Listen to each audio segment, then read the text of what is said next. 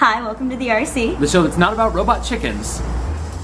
This is Rachael.Connor. So today we're going to be talking about something that a lot of people talk about at the beginning of the year, restarting. Right before I came back from school, I went to this really cool retreat called Restart back in my hometown.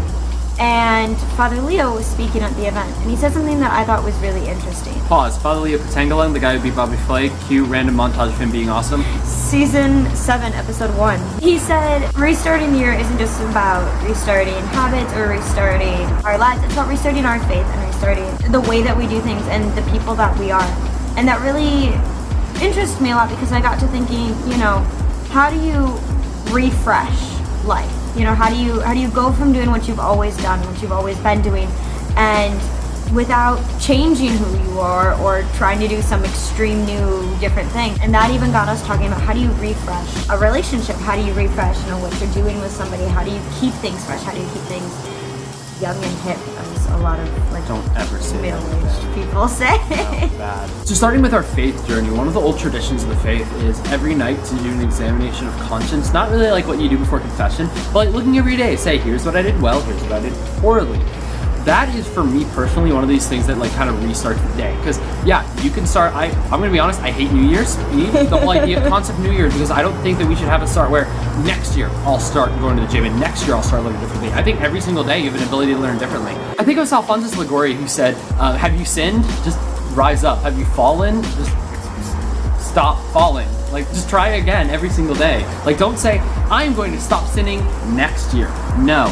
Don't wait until Easter or wait until the beginning of the year to start making a change in your life. You can make a change every single day. And the whole concept too is refreshing just what you're doing every day. Try something small that's new. They don't have to be these big things. I feel like a lot of people, when they do the New Year's resolution stuff, they do this big change. I'm gonna go to the gym every day. Or I'm gonna, give $1,000 to cancer patients. Or I'm gonna completely change my lifestyle. And a lot of times when you do that, it's easier to fall and it's harder to get back up. See, you're trying to do something that's so big and so huge. That's great, fantastic, good for you. But sometimes the littlest things are the best. Take, for example, every female Catholic's favorite female saints, Teresa of Lisieux. That is not every female's favorite saint. This is awkward. Anyways, the whole thing that we kind of were talking about was trying just small new things. So if your goal is to be more physically active, try just a new sport or find a new club at your university or something that you think's fun that isn't a commitment. And if you miss once a week, just go, okay, hey, I gotta try better next week. Something that we've even talked about doing for our relationship is he's gluten-free and I am definitely not gluten-free. I enjoy bread. I'm broken.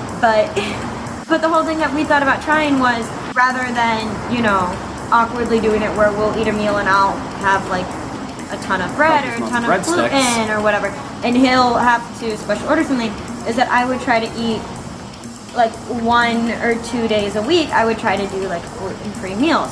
And we ended up finding out that we were doing it a little inadvertently. So when we talked about doing it right before break, I was poignantly being all right, I'm not gonna eat gluten at all today, even though I wasn't having any meals with him. But then I was finding out that a lot of the meals that we had together, where he would make something or I would make something, were gluten-free. All of it was completely gluten-free.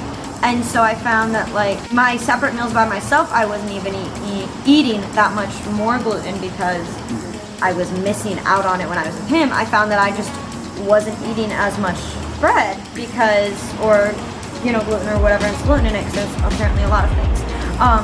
But I just wasn't eating that stuff because it just didn't occur to me, because it just wasn't a part of what I was thinking to eat. And that's kind of the big aspect of restarting, right? And we're trying, it's all about trying new things and forming new habits. Mm-hmm. And you can easily fall into a bad habit, and that's when you start to, or lose your good habit, and that's the problem. So instead of trying to restart and just now I'm gonna pray a rosary every single day, start by praying the Hail Mary. Or start, if you say, oh, I'm gonna work out every day. No, say instead, I'm gonna get more physically fit.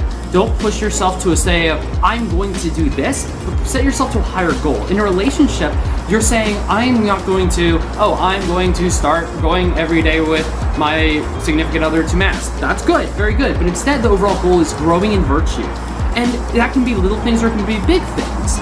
You know, I mean, it can be as little thing. I mean, this has nothing to do with relationships, but like, she cut her hair, and I'm trying the Marty McFly look. Like, there's all these different things you can try, and starting good habits or bad habits can result in complete changes both in your spiritual life, your physical life, and especially in a relationship. And it's also about making sure that you're doing things that are fun and like still you. Like, we joked about it when he didn't know I cropped 7.5 inches total off of my hair, which is probably the equivalent of 20 pounds. Let's cue the clip right now. Here's the clip of how I reacted when I saw that she had cut 7 inches off of her hair. She didn't tell me for 2 days.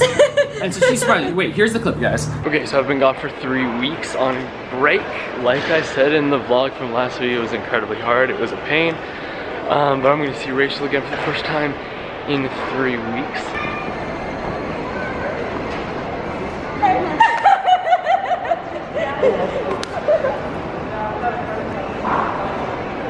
Your mom's known for 2 days. And your sisters. I'm sorry, I lied. At this point, we flipped to the regular vlog. So yeah, that was something fun, and it was a shock, and it was a surprise, and it was something that was just like, we're gonna try something completely new, and we're gonna not necessarily like spice things up or change the way that we're doing things, but I'm gonna do this small thing for me, and I wanted to see how he would react to something totally and completely new. And it's being open to it. Like, he tells me he really likes the short hair look. I'm still getting used to showering every morning and not having to use like a handful of shampoo. But the whole thing was like, I did this for me and I did it for fun. And it's still me. Like, I still feel like me. I still feel, you know, but I feel a little bit refreshed because it's like, I didn't change who I was, but something feels new and something feels different. And it's not drastic, but it kind of gives me a little bit of an energy. I'm not telling everyone to go cut your hair or anything, but the idea is take something small and take something that's it's just a little thing. It doesn't have to have a huge effect on every day. It doesn't have to have a huge effect on a relationship or on the way that you live or anything. But do something that reinvigorates you. Here's your checklist plan. Ready for this week? First off, if you want a really good thing that you can watch to figure out, oh, hey, here's something I can do, go watch last week's episode where we talked about how to find your place in the church. That's a good way to do it. But in a relationship specifically, here's your plan. You guys ready for your homework for this week? Go out, talk with your significant other, figure out what energizes you guys, and do something that kickstarts and restarts that little bit of spark. You know, I'm not saying, oh, spice up your relationship. Don't do that. Don't also do what I did with my shoulders. That's bad. What I mean is just simply do something that energizes you and doesn't keep the monotony. Sometimes, yeah, monotony is good, but have fun, enjoy life. Catholics are often portrayed as boring. We are not boring. Have fun. You're hating someone and discerning, and you're having fun, and like, it's awesome. Act like it. Have fun. Do something that is new so that you can enjoy life and enjoy it to the fullest. And even if you've just been dating for a little bit or you've been dating for a really long time, there's always moments where it's just like you're just going through the motions, you're just doing what you've always done. Trying something new is really scary. I hate trying new things, actually. I get really anxious about it, and then I talk myself out of it, or I back myself into a corner. And it's always good to try, even if it's just something small. And find something small that you like and know what your significant other likes too, because that makes it so much more profound. Because if you can find what restarts them, sometimes you'll find that it ends up giving you a little bit of energy too. So that's the video for today. If you do try something new, we totally want to know what it is. If you guys have any suggestions for cool stuff to try, put it in the comments below, or in the comments in the Instagram page. Follow our Instagram, subscribe to our channel, it's the and RC Catholics. Subscribe, follow us on Instagram. All of that stuff will be below.